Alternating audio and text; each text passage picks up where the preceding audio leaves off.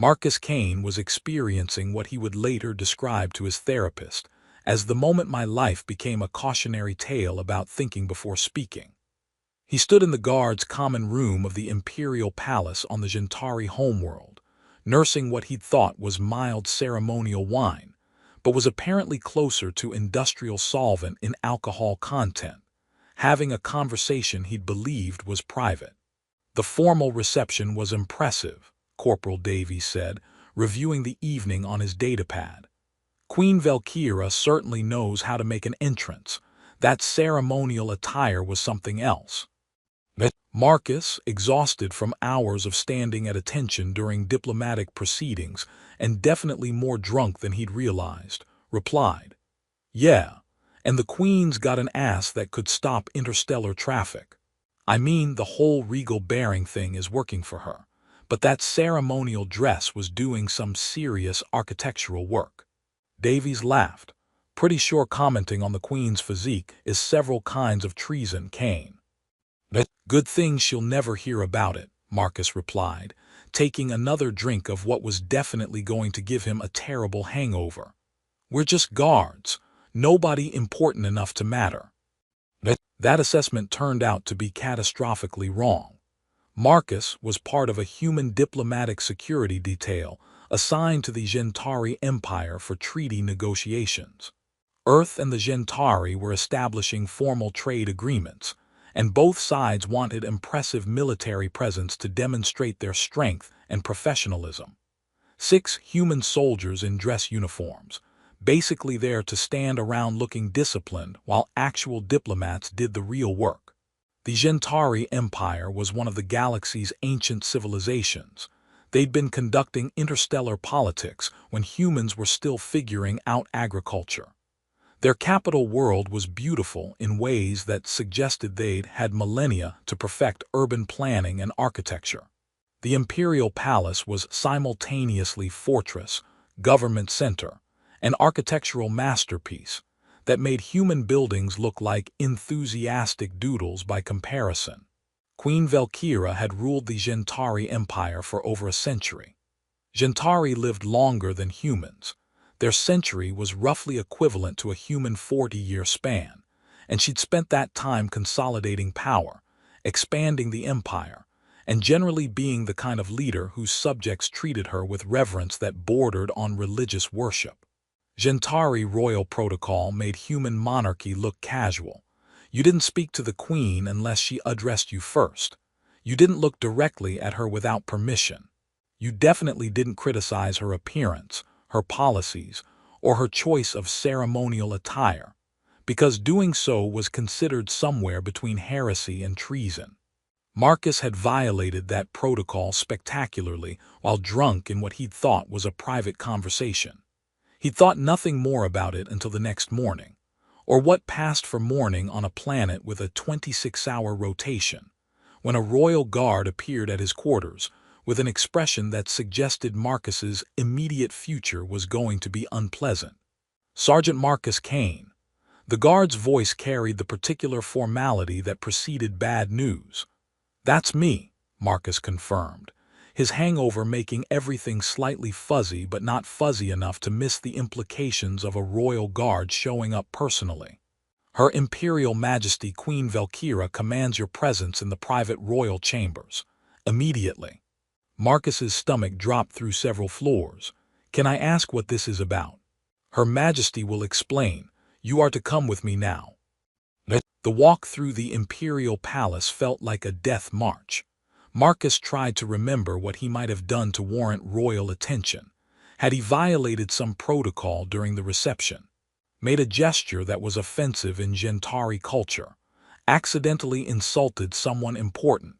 Then he remembered his comment from the previous night, and his stomach completed its journey to the planet's core. The guard led him through sections of the palace he'd never seen, past the public ceremonial halls where formal receptions occurred, through corridors that were still opulent but less focused on impressing visitors, into the private royal wing where the queen actually lived rather than held court. The private royal chambers were surprisingly intimate compared to the palace's public spaces.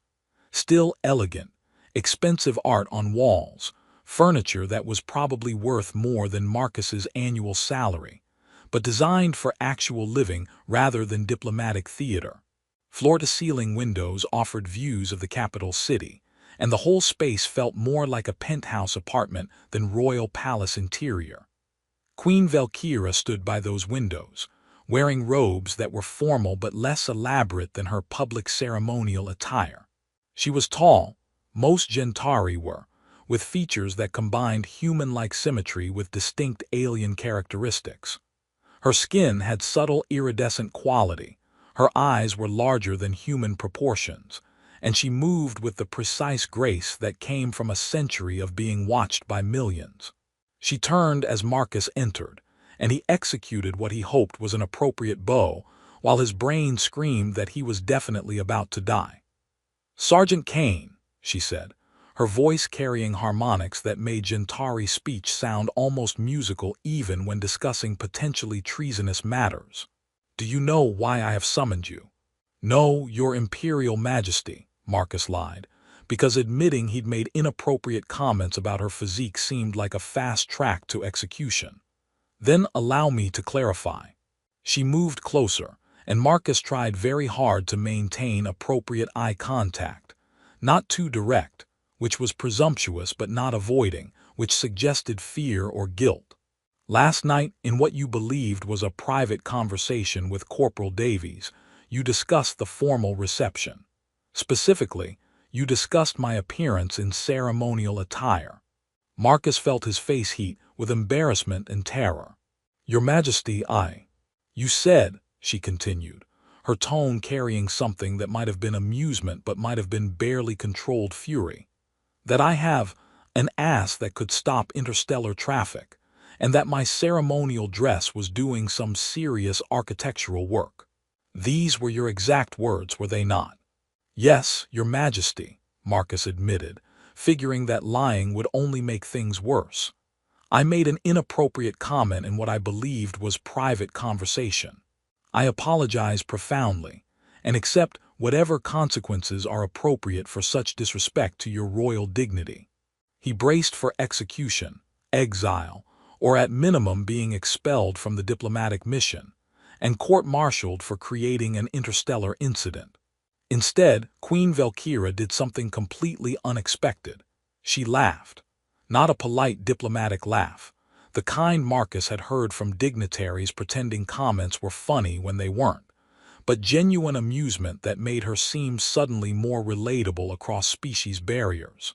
"You accept consequences. How admirably direct." She moved to a seating area, gesturing for him to sit, which was itself strange, because Gentari protocol said you didn't sit in the Queen's presence without explicit permission. "Tell me, Sergeant Kane, do you understand how rare honest, unfiltered opinions about me are?" Marcus carefully sat where she'd indicated, still expecting this to somehow turn into his execution. "I imagine fairly rare, Your Majesty, given that your people treat you with reverence that makes speaking casually about you essentially heresy."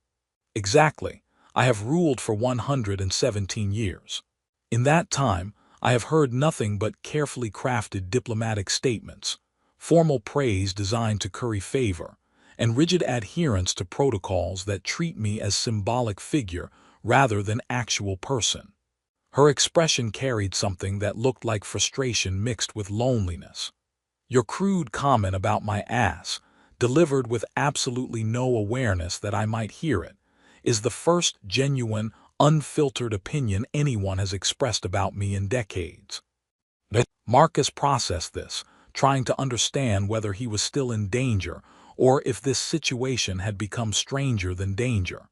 "So, you're not going to have me executed for disrespecting your royal dignity?" "I'm considering not executing you," Valkyra corrected, settling into her seat with posture that was simultaneously regal and surprisingly casual. "I haven't decided yet, but I'm intrigued by someone who looks at their empress and thinks impressive posterior, rather than untouchable symbol of imperial authority. It suggests either remarkable stupidity or refreshing honesty." "Probably both, Your Majesty," Marcus admitted, deciding that if he was going to be executed, he might as well be honest. The comment was stupid. I was drunk on what I thought was ceremonial wine, but was apparently closer to rocket fuel. But it was honest. You looked remarkable at the reception, and that ceremonial dress was objectively flattering in ways that my impaired judgment felt compelled to comment on. Flattering, Valkyra repeated, as if testing the word. Remarkable, impressive. These are not terms typically applied to me. Powerful, ancient, wise, dignified, these I hear constantly. But flattering. When was the last time someone suggested I looked attractive rather than simply appropriately regal? Marcus was beginning to understand that he'd stumbled into something more complex than simple protocol violation. Your Majesty, are you saying that you summoned me here because I made an inappropriate comment that suggested I found you physically attractive despite being different species, and you being, you know, an untouchable empress? I summon you because your inappropriate comment suggested you see me as actual person rather than symbolic figure. She stood, moved back to the windows overlooking her capital. And because I am profoundly isolated by my position, and your careless honesty reminded me that I am still a person beneath all the ceremonial roles and rigid protocols. Queen Valkyra stood silhouetted against the cityscape, and Marcus noticed, because apparently he was committed to noticing things he shouldn't, that even in less formal robes, she was exactly as impressive as his comment had suggested. He tried to focus on not making things worse. My people revere me, she continued, her voice carrying something that might have been loneliness. They would die for me without question. They follow my commands absolutely. But they will not speak to me as though I am real, as though I have thoughts and feelings and physical form that exists beyond symbolic representation of imperial authority. She turned to face him directly. You looked at me during a formal reception, and your first thought was apparently about my physique rather than my political significance.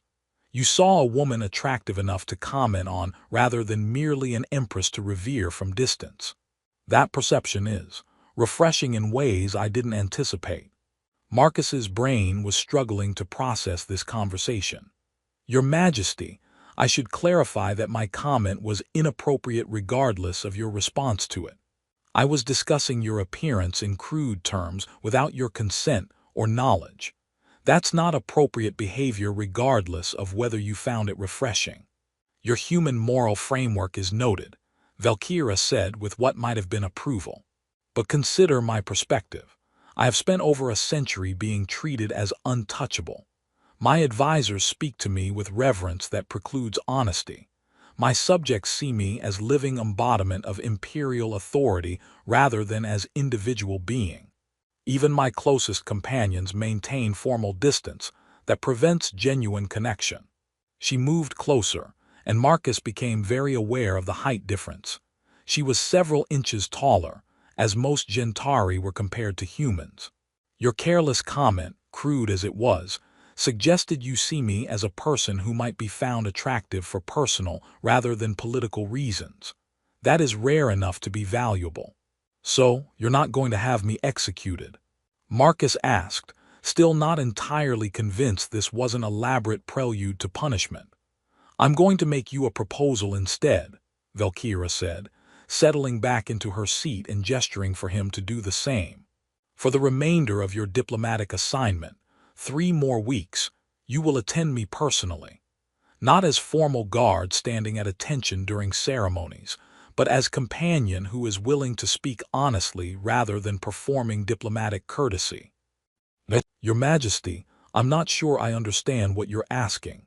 I'm asking you to continue being careless with your honesty, to treat me as person you might have genuine conversation with rather than as untouchable empress requiring rigid protocol adherence, to provide the kind of unfiltered perspectives that my position has denied me access to for longer than you've been alive.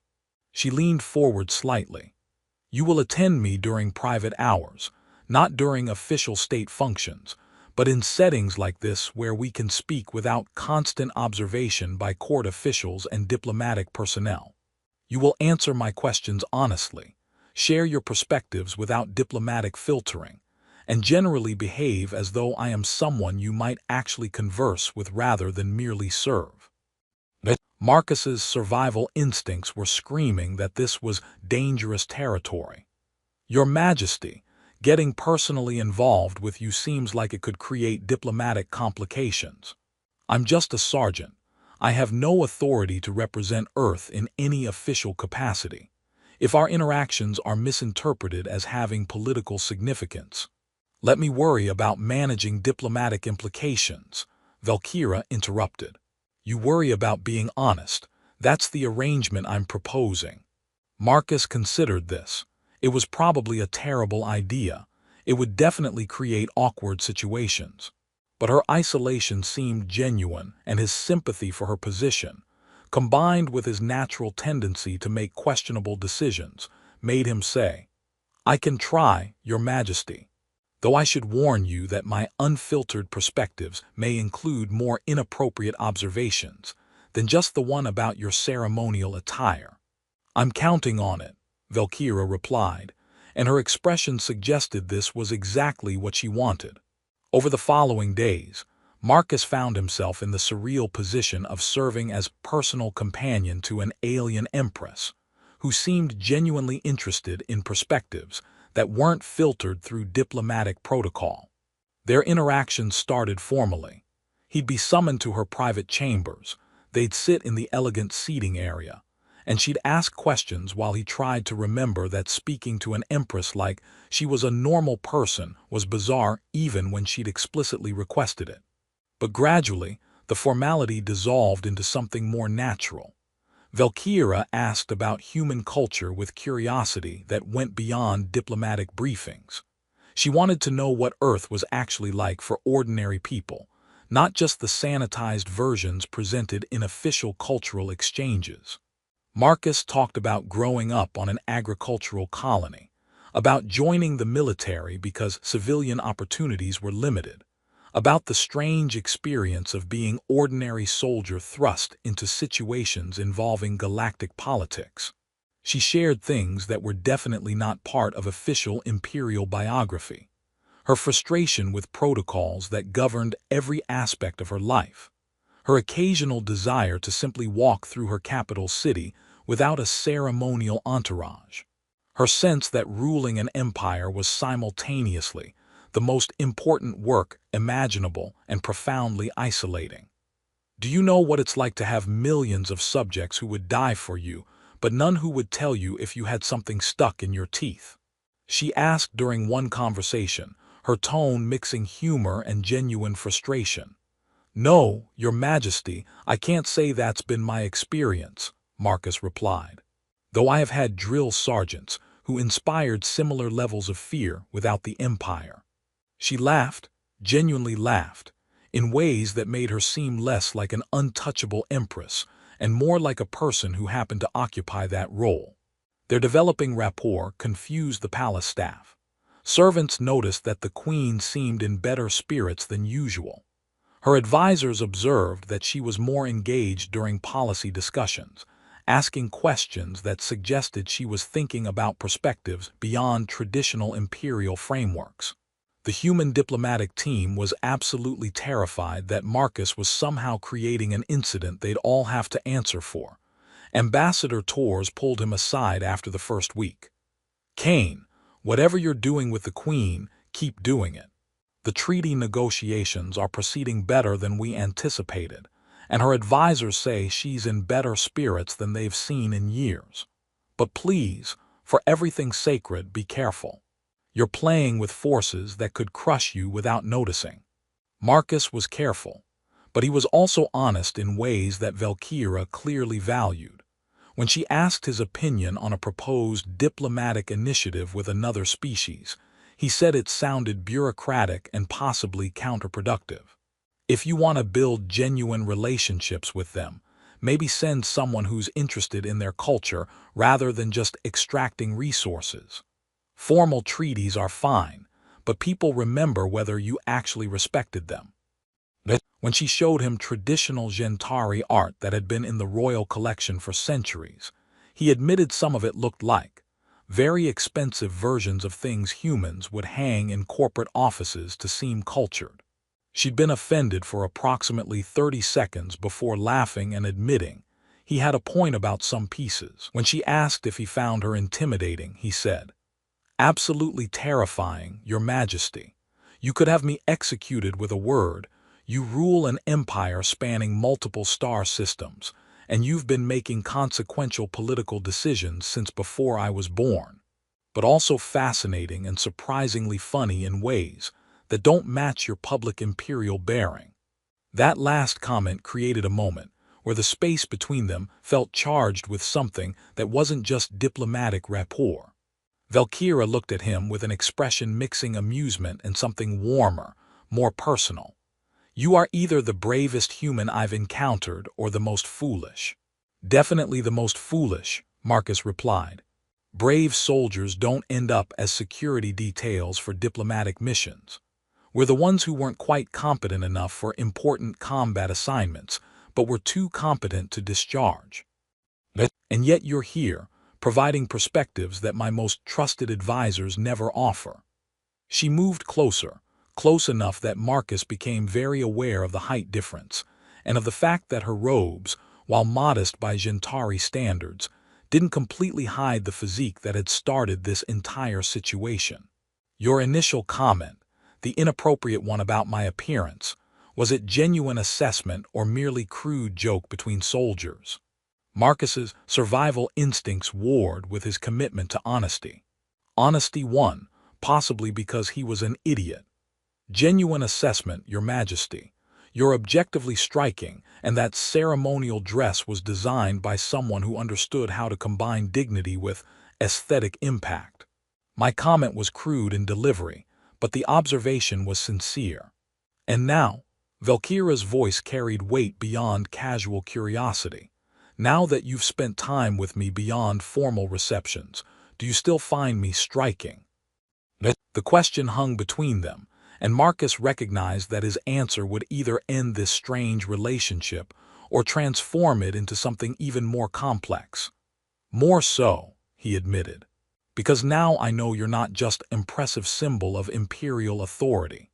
You're intelligent, funny, isolated by circumstances you didn't choose, and yes, still objectively attractive in ways that probably shouldn't matter given our respective positions, but do anyway." Valkyra was quiet for a long moment, her expression cycling through emotions Marcus couldn't fully read across species barriers.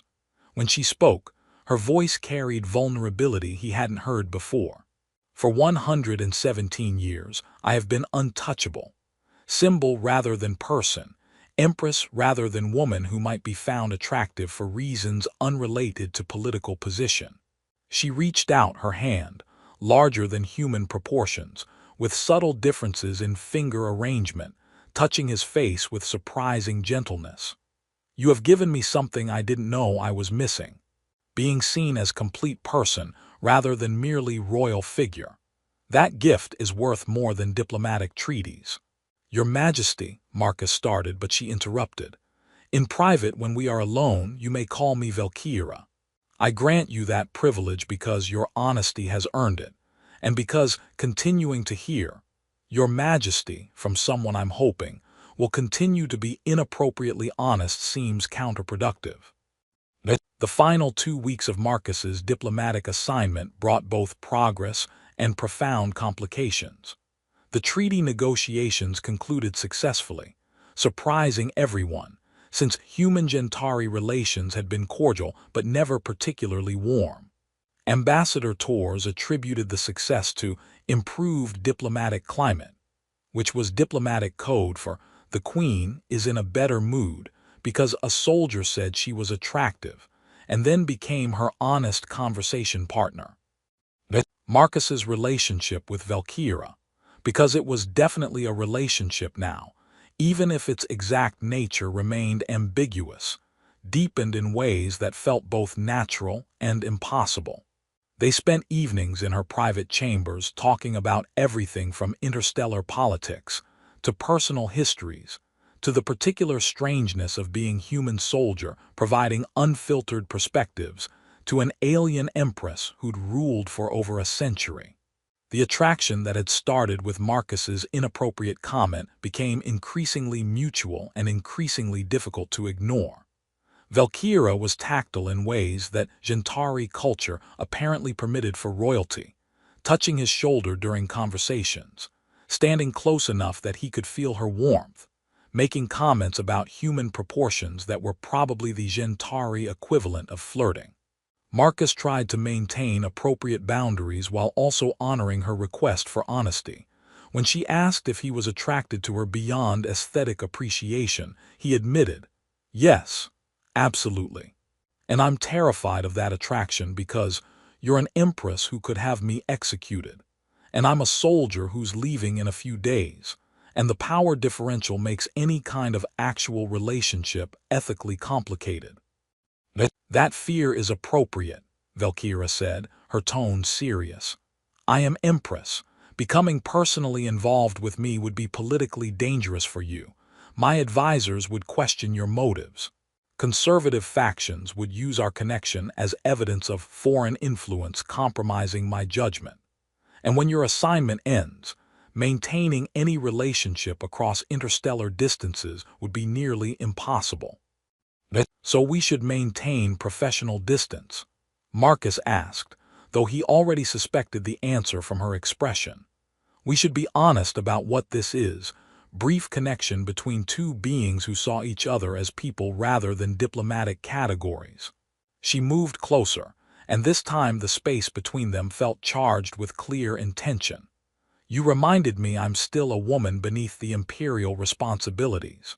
I apparently reminded you that aliens can be attractive beyond exotic curiosity."